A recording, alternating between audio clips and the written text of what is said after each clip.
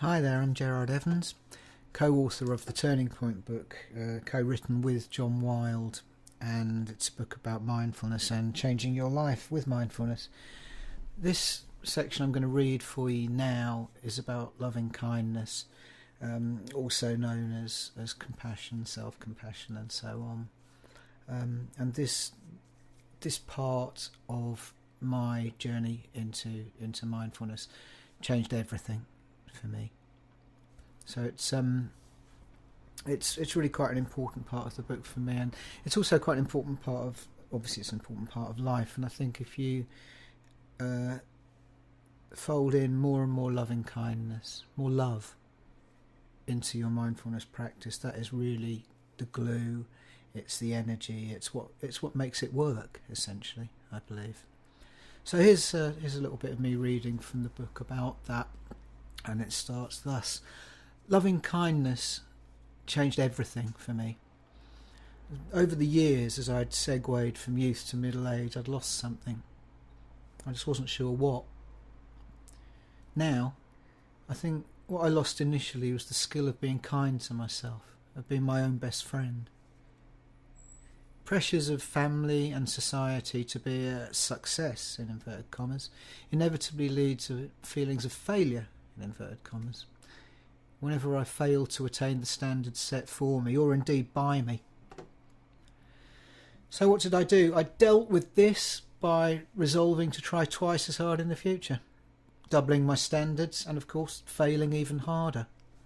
The vicious circle of too little compassion then inevitably led to a harder shell of self-defence, which meant less compassion for others.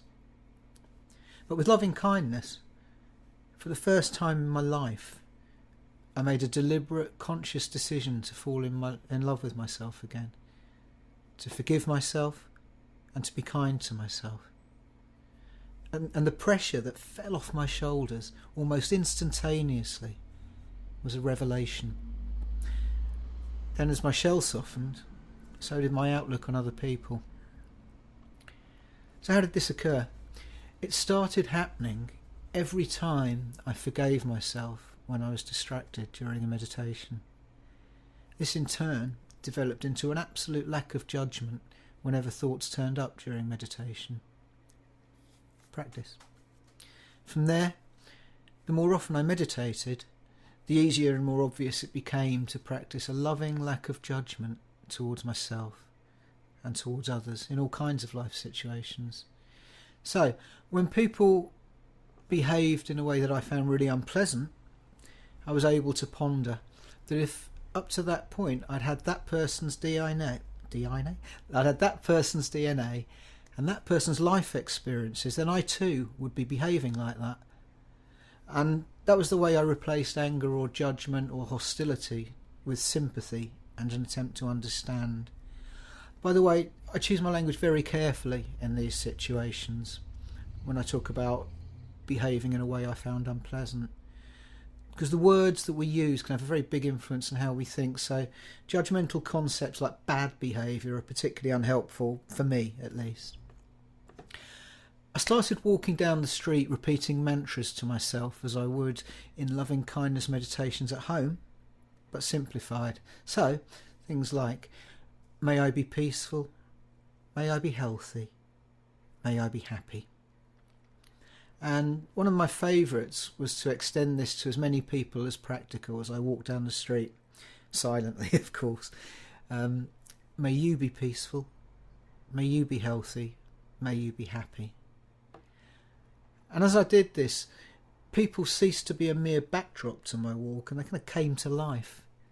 From the driver on the bus to the woman at the supermarket checkout, I started making a real point of not just thanking them, but really meaning it, making sure there was eye contact and saying it sincerely. It felt good, as it continues to do. The giving of loving costs nothing. And the amazing thing is, the more you give, the more you have left. So previously, if I'd opened the door for someone, male or female, and they just swan through without saying thank you, I'd kind of rage inside, and at the very least there'd be a kind of loud sarcastic "you're welcome" at them as they obliviously walked away.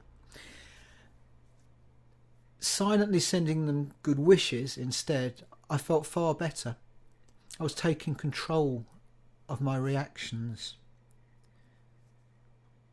Love may not be all you need, but it's a wonderfully fulfilling and majorly rewarding part of what you need, that's for sure. So many people that come to brightonmindfulnesscentre.com for courses come because they want to transform their lives, and so often the lack of self-compassion within them is glaringly noticeable. And the benefits unfold as they rediscover something so often lost since childhood, if indeed ever present previously. A quote from an unlikely source stayed with me from my teenage years. Les Dawson, reflecting in his autobiography, A Clown Too Many, about the best advice he ever received. Be kind.